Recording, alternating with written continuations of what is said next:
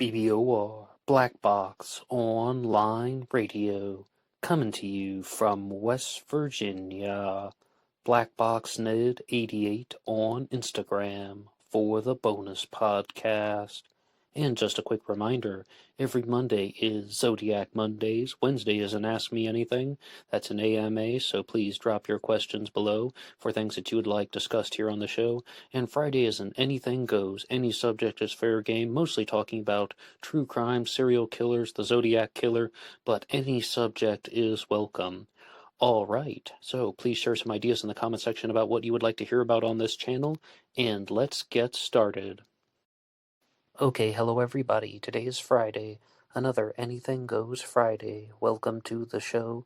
Earlier this year, I did a regular segment on this channel about the disappearance and murder of Joan Webster, who disappeared from Logan Airport in Boston, Massachusetts on November 28th of 1981. It has now been 30 years since Joan's disappearance, and some people believe that the case has been solved. Other people absolutely dispute every aspect of it.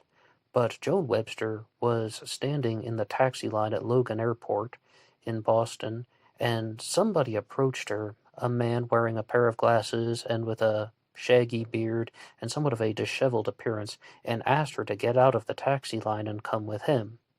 Joan Webster agreed, and she was never seen alive again. For years, the authorities believed that she had been abducted and murdered, and her remains had been discarded in the Boston harbor or someplace at sea. However, Joan's remains would resurface on land in 1990 off of a place called Tobacco Road near Hamilton, Massachusetts. What happened to Joan Webster? Some people believe that Joan Webster was a victim of the Zodiac Killer. Other people believe that she was a victim of the serial killer Leonard Paradiso. And Eve Carson, Joan Webster's own sister-in-law, author of the book Mommy's a Mole, Whale of a Tale, believes that she was murdered as part of a police cover-up. There could have been an internal component in her family.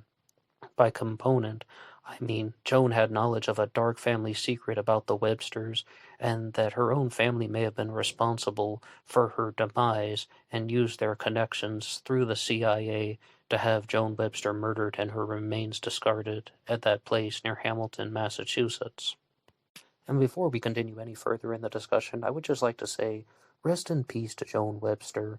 While this year was not full of anniversary and tribute episodes, this is one that I wanted to do because I felt that I learned so much about the case, but it was all done in just an absolute walking through the wilderness way, trying to just find out what is on the other side of everything. What really happened to Joan, and it really is quite difficult to navigate the pathways of information, because with the Zodiac Killer mystery, for example, most people have identified who the victims are, what happened to them, what they were doing on the nights of their murders, as gruesome as that sounds. And they believe that there was a single Zodiac Killer that was responsible for these 4 crimes that took place on these dates, with the murder of Joan Webster. Who lured her out of the taxi line, for what reason? The motive is questionable. The person seen in the composite sketch is questionable. Did she know this person? Did she not know this person? Was this the Zodiac Killer? Was it not? Was it a different serial killer? Was it an opportunistic predator? Was it somebody in her own family? There are so many more questions with this particular mystery. And because I did one episode on the case, I began to regularly correspond with Eve Carson, and she provided a lot of source material to me, some of the primary documents, copies of them, that is, as well as making some presentations for the channel. And you're fully invited to go back and listen to all of those episodes on the disappearance of Joan Webster and the murder of Joan Webster. It's both of them. And one thing that I did not know at the time is that Joan Webster's disappearance was widely publicized by the media. Even tabloids were running stories about what happened to Joan. How did this girl, who was, I should say a woman, she was 25 years old, she was a graduate student in in Boston studying architecture. How did she vanish off the face of the earth? But I first learned about Joan Webster because I was on ZodiacCiphers.com and I was reading about the suspect Michael O'Hare, and there was a segment that had been posted from Michael O'Hare's own article that he had written for the Washington Monthly, where it's called Confessions of a Non-Serial Killer. And he talked about how he is not the Zodiac Killer and also not the murderer of Joan Webster. And I didn't know who Joan Webster was, so I began to try and learn more and more. And I learned that, of course, Joan Webster was a suspect. Joan Webster was an alleged victim of the Zodiac Killer, primarily promoted by Gareth Penn and his book Times 17, and I reread those sections. I did a book discussion on Times 17, but only on, I guess, the first quarter of the book, and there's 6 episodes. And that when there are a couple of reasons why I stopped the discussion, which I say in those episodes if you want to hear. But I wanted to find out, firstly, was Joan Webster a victim of the Zodiac Killer? And secondly, and perhaps more importantly, what happened to Joan and who really was responsible? So I found that not only is Michael O'Hare a suspect in her disappearance and murder, but Gareth Penn himself, the author of Time 17, is also a suspect in her disappearance and murder. And this has been promoted more or less by Ray Grant's book, Zodiac Killer Solved, which talks about a group of people. On the Zodiac Interviews with the Experts series, somebody called it the parents theory because Ray Grant believes that there were 4 participants in the Zodiac Killer mystery: Gareth Penn and Michael O'Hare, the 2 people I just mentioned, as well as Gareth Penn's father, Hugh, and Michael O'Hare's mother, Berta. So, the parents theory. So this was all a sinister form of conceptual art, I believe is the way that Ray Grant has described it. The Zodiac Killer Insights series, a YouTube channel here, has also explored the connection between Joan Webster and Gareth Penn, and I think that is the most fitting way of describing it. Not saying that she is like 100% certainly murdered by Gareth Penn, the way that some of the other victims in that theory have been attributed to the Zodiac, and believing that Gareth Penn was indeed the Zodiac. But exploring the possibility, let's just leave it at that. Well, what happened to Joan? So she's in the taxi line. This bearded man approaches her and then asks her to get out of the taxi line and come with him. A lot of people, you guys in the comment section, I mean, suggest that that means that she knew who the person was. It wasn't a stranger. It wasn't just some guy running an illegal taxi just saying, "Hey, Toots, you want to come get in my car? I'll charge you a cheaper rate." I mean, Joan Webster was 25 years old. She was very smart. She's doing graduate work. She's been to Harvard. She is a very intelligent person. She knows about the dangers and risks of going in an illegal taxi to do what, save $5 or something, to put herself at that risk. And if I recall correctly, she would have been waiting in line at night because, as I said, November 28th, 1981, she was actually traveling back from Thanksgiving break. So it's actually, I believe it was at night when she is waiting in the taxi line to go with some stranger in the dark. That sounds rather odd. The authorities, in this case, do not believe in any type of Zodiac killer connection. And by the authorities, I mean investigators, all forms of law enforcement. The former assistant district attorney, Tim Burke, who has written a book about it called The Paradiso Files, where he identifies his suspect to this day as the serial killer Leonard Paradiso, Leonard the Quahog Paradiso. Eve Carson absolutely disputes this claim, saying that not only that Paradiso did not murder Joan Webster, but she doesn't even believe that he murdered anybody, and he was simply a local criminal who was framed for a series of crimes. Now, Apex Prowler wrote into one of the episodes saying that he read the book The Paradiso Files, and he absolutely rejects that statement. He's like, oh, the Quahog is guilty of sin of murdering someone. Now, did he actually murder Joan Webster? I will share this with you. After corresponding with Eve Carson frequently throughout the year and doing some of her presentations here on this channel. She created the presentations, and I narrated them. You can hear all about that in the Joan Webster playlist. I find that Eve Carson's disputes with the authorities are much stronger with a different case, and that is the 1979 murder of Marie Iannuzzi. Marie Iannuzzi was murdered in August of 1979. I want to say August 12th because, once again, it's like where the PM goes into the AM. I believe she's actually at a wedding reception on August 11th, and she's with her boyfriend, David Doyle. He rips his pants at the reception. They get into a big argument. He leaves, and then she stays behind, and then they go to a house party where she actually comes face to face with the serial killer Leonard Paradiso and his girlfriend, Candy Wyatt. At some point in the night, Marie is driven to a place called the Cardinale's Nest Bar, which is 2 blocks away from her home. And then someone drives back to the house party, and then they realize that some of Marie Iannuzzi's belongings are still in the car. So then they drive back to the Cardinale's Nest Bar to give her the items. And Leonard Paradiso is actually one of the last people to have seen Marie Iannuzzi alive.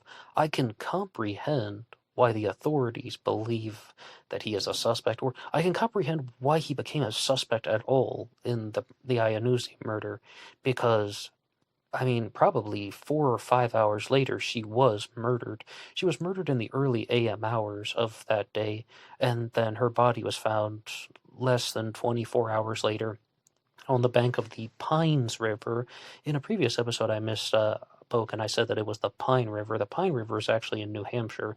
She was on the banks of the Pines River, Pines, which is a tributary of the Saugus River, and this is all occurring in Revere, Massachusetts, the northeastern quarters of Boston, so to speak. I've actually walked some of these streets, and Revere, Massachusetts, Revere Beach, Wonderland, all of these places, it's definitely more of a working class neighborhood, actually much lower cost, everything you can imagine, than many of the other places in the Boston area. But Leonard Paradiso is one of the last people to have seen Marie alive. He's even seen holding the door open for her at one point so she can walk out. And the authorities built this whole narrative about how this serial killer, Leonard Paradiso, murdered Marie Iannuzzi in 1979, strangled her to death with her own scarf, and then discarded her body on the banks of the Pines River. And then in 1981, he committed another crime again, being an opportunistic predator.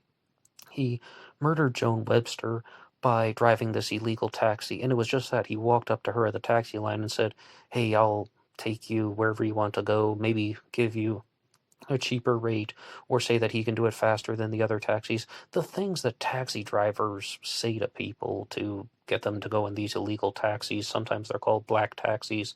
Now, when I was reading Ray Grant's book, Zodiac Killer Solved, he simply said flat out, why would this 25-year-old intelligent woman like Joan Webster get into a car with some smelly man like Leonard Paradiso, who was a clam digger? I mean, that was his primary job. Like, he would dig up clams and then sell them. And why would she go along with this?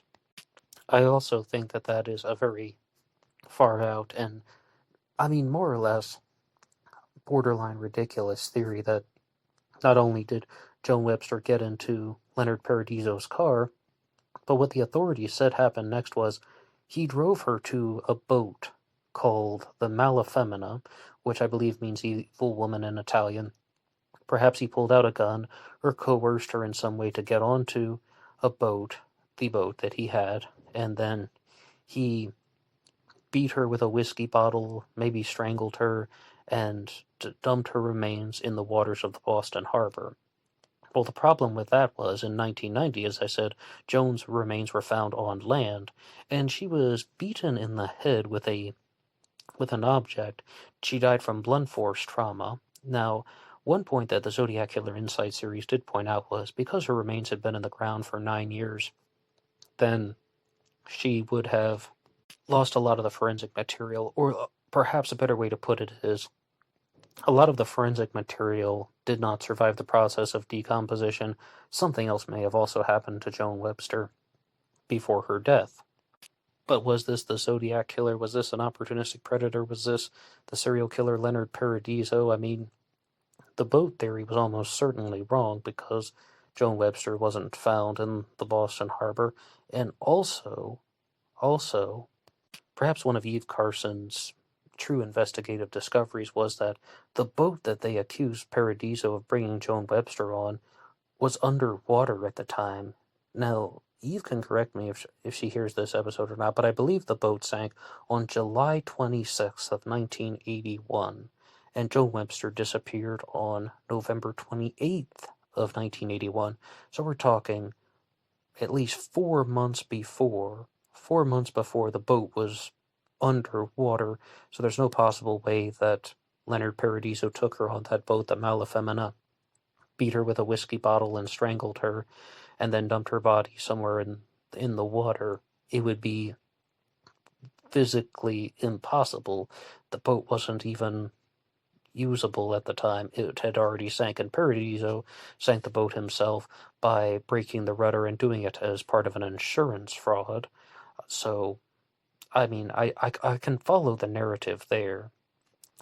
Now, when it comes to Leonard Paradiso being a suspect in the murder of Marie Iannuzzi, another point where I don't think Eve Carson is off base is a better suspect in the case is that Marie Iannuzzi was murdered by her own boyfriend at the time, David Doyle, that they had gotten into that argument at the wedding reception because his pants had split, and they were perhaps known to get into arguments very frequently.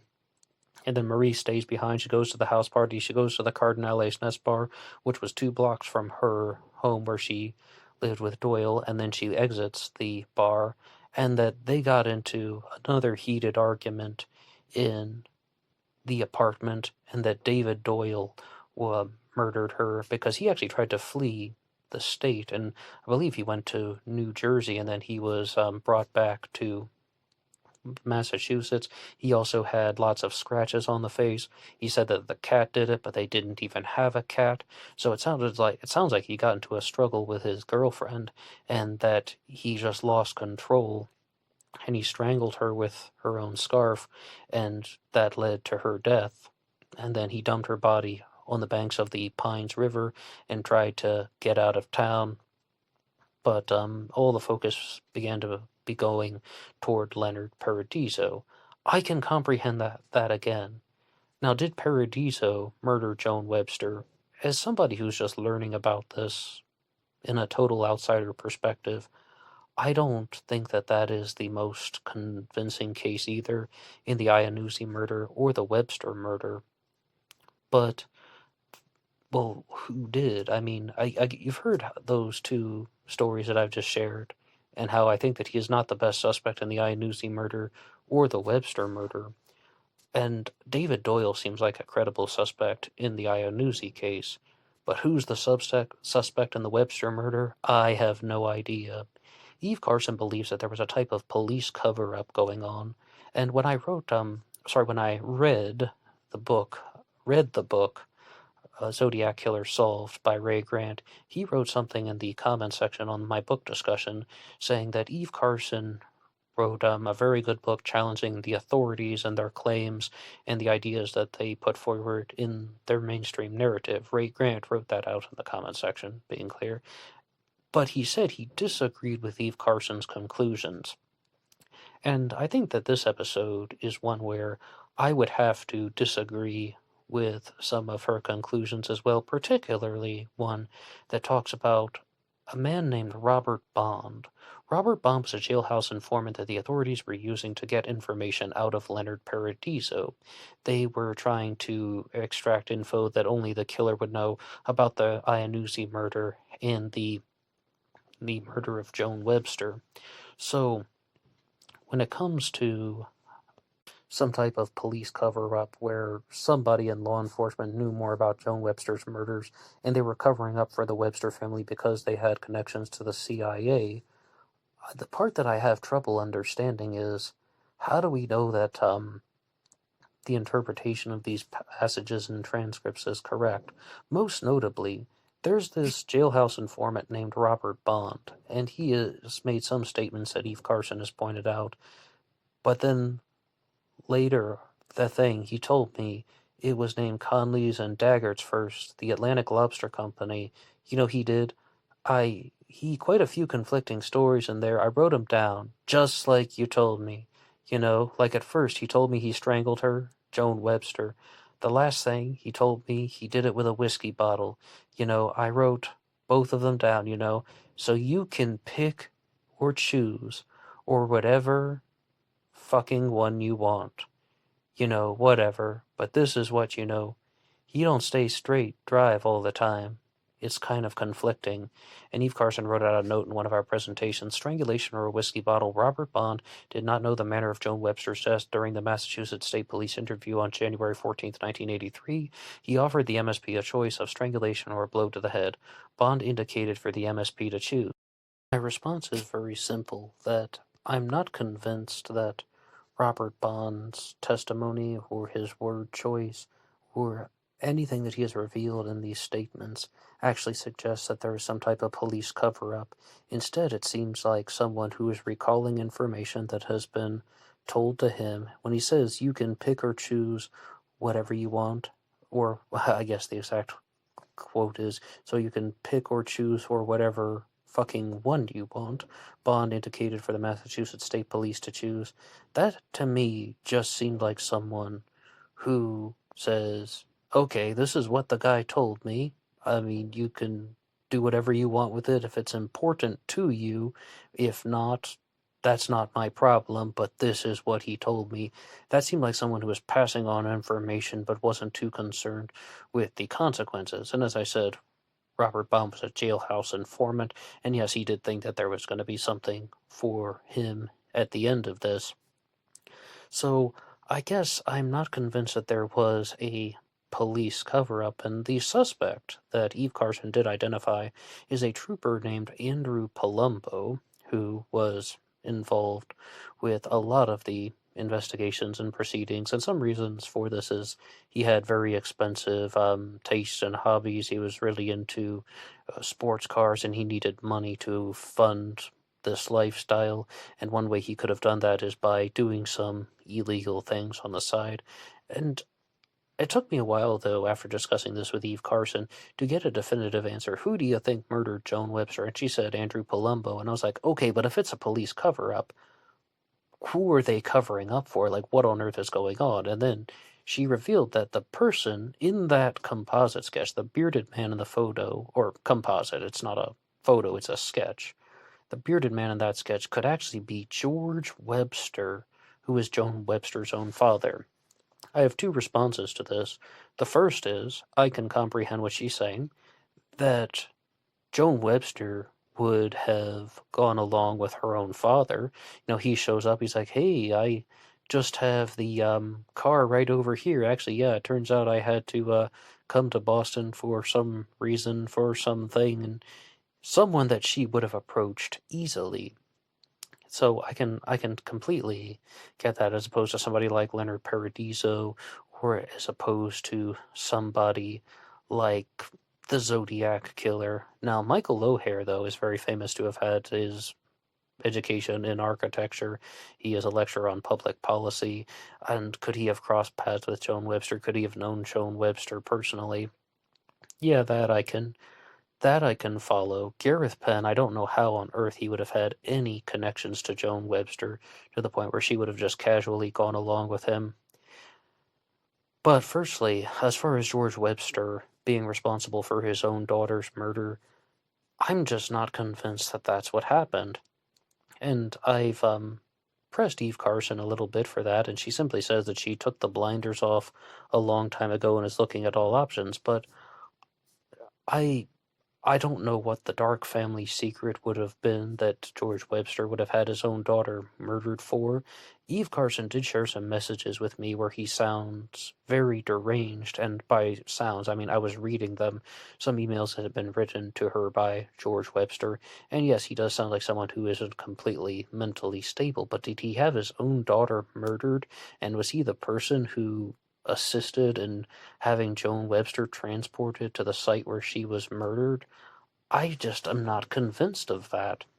Or even that Andrew Palumbo was responsible. So this is totally a memorial or a tribute, or an episode where I have to say that I wish I had more answers for you in the murder of Joan Webster. I don't believe in the Zodiac killer angle intensely for a few reasons. Number one, the Zodiac killer did not abduct the victims. Number two, the Zodiac killer did not target lone females. I also do not believe the murder of Sherry Jo Bates was genuine Zodiac activity, and it is still an unconfirmed Zodiac crime.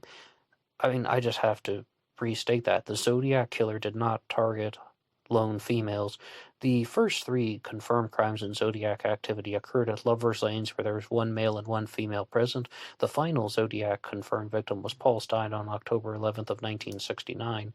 He was a man who was in a taxi cab by himself. And when I was reading the segment of Time 17 that talks about how Gareth Penn put forward this theory on the abduction of Joan Webster, it was that, okay, the Zodiac is first approaching the car at Lake Herman Road, then walking to the window of the car at Blue Rock Springs, then writing a message on the car door at Lake Berryessa, and then the Zodiac is murdering a taxi driver at the Stein murder.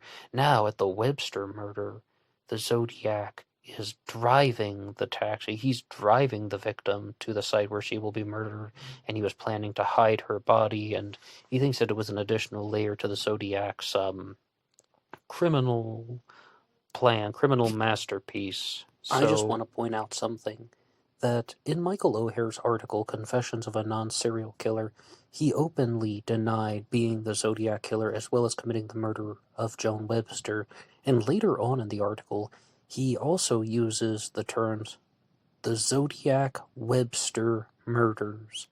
Now, I'm not a forensic linguist, and I'm also not an expert on this in terms of commentary. Maybe somebody like Soren Korsgaard, author of America's Jack the Ripper, gets really into forensic linguistics in his writings.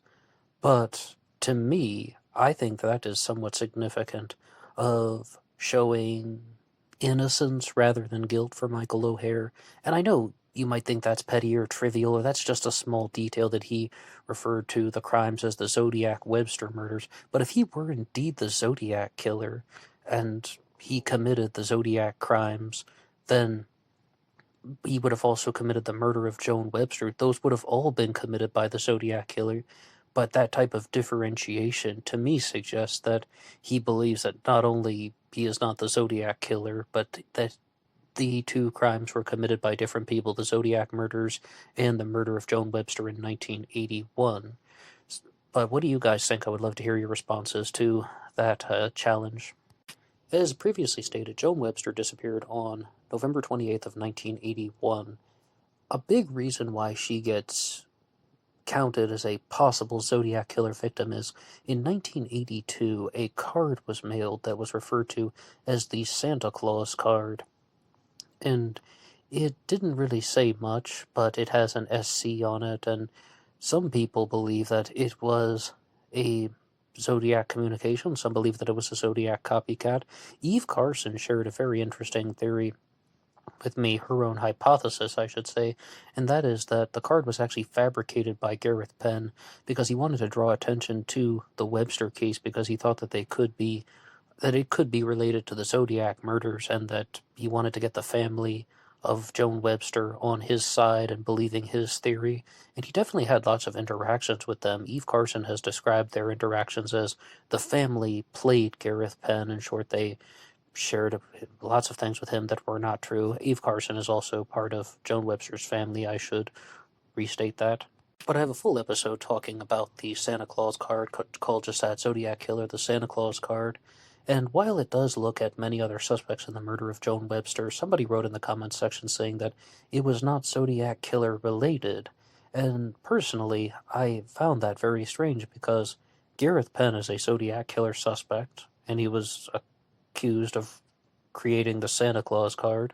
So says Eve Carson. Even though she doesn't believe that he was the Zodiac Killer, she has accused this Zodiac Killer suspect of committing this other act, which is relevant to an unconfirmed Zodiac victim being Joan Webster. And no matter whom we're talking about, whether it's Joan Webster or Sherry Jo Bates or perhaps somebody like Carolyn Eaton, I want to find out the truth, and I'm sure you do as well. If you've listened this far into the episode, I'm sure that you also want the truth, and you also want to understand humanity. You also want closure and justice for the victims and their families, all of those reasons. And some people are reported to have been a possible victim of the Zodiac killer. Other people are genuine confirmed victims like David Faraday and Betty Lou Jensen and Darlene Ferrin. But no matter what, I think people just want the truth out there. But a point that I have to truly, truly reiterate is my own observation that the Zodiac didn't target lone females. Because with the murder of Sherry Jo Bates, which occurred on October 30th of 1966, Sherry Jo Bates was murdered outside of the RCC, the Riverside City College Library. I don't believe that that was the Zodiac killer for this reason, because of all the Zodiac's activities in 68 and 69. And then there are those guys that say that the Zodiac killer, specifically Arthur Lee Allen, was not only the Zodiac, but he also committed the 1982 murder of Carolyn Eaton, who was known as Valentine Sally for a very long time. The authorities didn't want to call her Jane Doe, and her body was found on Valentine's Day, so they gave her the name Valentine Sally. She was an unknown, unidentified person for many years, and she has since been identified as Carolyn Eaton through DNA. I said that just about the Bates murder, the Eaton murder, the Webster murder. The Zodiac is not targeting lone females. Can anybody provide a single example where the Zodiac killer targeted a lone female? And not only that, there's an abduction theory in the Bates murder. There is a abduction that definitely took place with the murder of Carolyn Eaton. The authorities believe that she was murdered in the sleeper cab of a big rig, like an 18-wheeler, and that she was dragged out from the sleeper cab by her belt loops. So she was definitely with somebody. I mean, did she go with the man voluntarily? I can't answer that. We don't have any idea who murdered Carolyn Eaton. And with Joan Webster, she was voluntarily going with this person, but yes, you can call the Webster case an abduction. I don't see any problem with that. The Zodiac killer did not abduct any of the victims. So somebody like Gareth Penn has to make an assumption that the Zodiac is coming up with this theory about, oh, the Zodiac's now going to drive the taxi all of a sudden. And I think one of the only things that helps Gareth Penn's theory is that the Bates murder occurred in 1966. If he believes that that is a genuine Zodiac crime, which I do not, but Gareth Penn believes that. Okay, 1981, that's 15 years later. It's like marking the 15-year crime spree, 15th anniversary, even though it wouldn't be down to the day. It would actually be just short of 13 months since Sherry Jo Bates was murdered. All right, I follow what you're saying there, but I still don't believe that Michael O'Hare was responsible for the murder of Joan Webster. However, Ray Grant did write into the channel, author of Zodiac Killer Solved, and he said that Michael O'Hare can be placed at the airport on the night that Joan Webster was abducted. So, it really is a giant mystery. And as I said, I find this case a little bit more perplexing than the Zodiac crimes because, as Richard Grinnell of ZodiacCiphers.com put it very clearly, many people come to the conclusion that there was a single killer who committed the Lake Herman Road murders, the Blue Rock Springs shooting, the Lake Berryessa stabbing, and the Stein murder, the 4 canonical crimes of Zodiac activity. Now, if you want to dispute that with me in the comments section down below, maybe you think Lake Berryessa was a copycat, maybe you think it was a Zodiac killer hoax, maybe you think there were 2 killers, please give your theories down in the comments section. I would love to read them, and I can use them in a future episode, like an AMA, and ask me anything, that is. But with the Webster murder, I find that all of the suspects are just going toward dead ends. All of the explanations I find have some type of major plot hole in it, and I'm not convinced by any of it. It really is just a giant question mark, and I don't even have my own personal theory based on everything I've shared here, other than saying that I've made some observations throughout the duration of this recording, but I asked you guys a question. If Joan Webster were murdered by an opportunistic predator, why would she go into the car with them?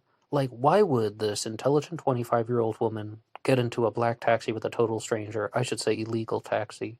Why would she get into an illegal cab with a total stranger?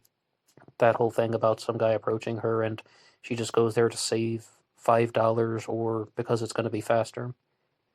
With opportunistic predators, the people who abduct victims, they have an unusual ability to make people feel at ease. They do not emit any of the threatening characteristics that people would expect to have. I can give you countless examples of this, and it was none other than Lyndon Lafferty in the very first interview I ever heard about the Zodiac killer that truly got me pulled into this world, when he said that his suspect in the Zodiac killer mystery, George Russell Tucker, had the ability to get somebody to come into his vehicle when someone wouldn't normally do that. But that is just an accusation. Lafferty accused his suspect, Tucker, of 41 murders, which I don't think is accurate at all. However, some harder examples. I just got a comment this morning on Black Box Online Radio about the serial killer John Arthur Ackroyd. They said the exact same thing about him. He's the subject of the documentary Ghosts of Highway 20. One of the survivors of him said just that. Like, he didn't emit a single intimidating or threatening characteristic when he was talking to her, and he abducted this woman and he attacked her, but she was able to get away, went to the police, that didn't do anything, and he continued to be a serial killer. Another example, Roger Kibbe, the I-5 Strangler. He once found a man, Roger Kibbe was the I-5 Strangler, a man, and he found a woman and her mother on the side of the road. Their car had broken down at like 3 o'clock in the morning. So he took the mother in his car, drove to a payphone. They made a call. They couldn't get in touch with anyone. He drove the mother back to the broken down car, and they trusted this guy so much at that point because he was so non-threatening that the daughter got in the car. And she was an adult at the time, an adult grown woman. I forget her exact age, but she got in the car with him, and then he ended up murdering her. Moses Satole, a serial killer from Africa, he had also that ability to lure people to a place where they wouldn't normally get into someone's car, or they wouldn't normally go on a walk with a person in a secluded area. They give off the vibe of being non-threatening because serial killers learn how to put on a facade. And I beg you to challenge me on that. Go through the serial killer literature, read true crime books, and watch documentaries, and let me know if you don't find some similar examples. Of course, not all serial killers are like that, but many of them are. You will find that this is how they operate. So, opportunistic predator should not be discounted in the Webster case because it's unsolved. And I've said this to everybody when they're promoting their theories about serial killers or the Zodiac or an unsolved case on this channel, and they say that someone else's theory is impossible based on speculation alone. These are unsolved cases. If we don't truly know what happened, just that. We don't know. It could have happened that way. I'd be very curious to find out what you guys would want to share in the comments section down below. It's all welcome. Say whatever you like. You can download the show at LaunchPad 1. You can also go over to Amazon.com, look at the book Killer on a White Horse by me, Ned DeHaan. Feel free to visit the Teespring page, and remember, being weird is not a crime. And you can also write the show at BlackBoxOnlineRadio at AOL.com. My email address is in the description box, as well as my Facebook, BlackBoxNed88 on Instagram. A big thank you to Eve Carson for all the commentary and creations that she made for this channel, her PowerPoint presentations, as well as just discussing the Webster and the Iannuzzi murders with me. Big thank you to Ray Grant for providing me a copy of his book, Zodiac Killer Solved, which talks a lot about all of the crimes that have been mentioned in this episode, mostly. And also thank you to Tim Burke, who provided me with a statement about how he believes that, to this day, that the serial killer Leonard Paradiso committed the murders of Maria Iannuzzi and Joan Webster. Ray Grant left an interesting comment on the book discussion I did about his work, Zodiac Killer Solved. The title is There Were Four Zodiacs, and you can listen to that here on Black Box Online Radio. But he simply said, Tim Burke is an idiot. And I was like, okay, now, you may disagree with him. But Tim Burke got a conviction in the Iannuzzi trial. He got Leonard Paradiso convicted. And when I was discussing this with Eve Carson, she just said, like, I just don't see how the jury went along with some of the accusations.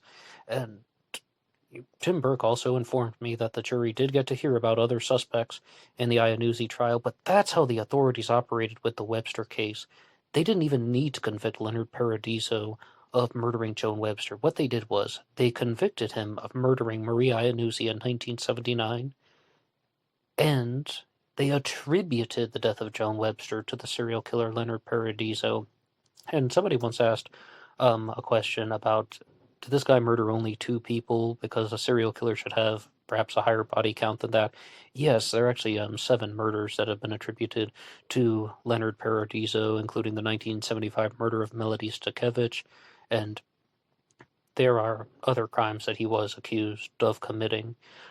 But that's how the authorities operated. Joan Webster's disappearance was highly publicized. It was a high-profile missing persons case for 9 years.